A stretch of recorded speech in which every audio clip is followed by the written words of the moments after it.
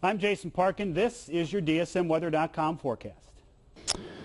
Well, some light snow will begin again on Monday morning. That will change over to light rain during the day, and that's the pattern that will continue. Again, Monday night, some light snow into Tuesday morning, and then Tuesday during the day, some rain as well.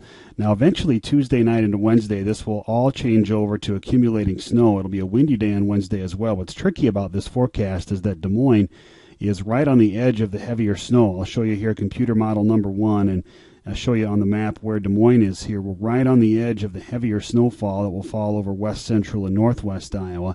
That's one computer model's idea, and now I'll show you a second one here, and you'll see a similar scenario. So a change in storm track of maybe 30 miles of this storm could make a big difference regarding how much snow we get in the metro area. So we'll keep an eye on that. We're still obviously 2 or 3 days away from that snow coming to an end in its accumulation on Wednesday. Here's the forecast for you. 39 on Monday, light snow in the morning, light rain in the afternoon.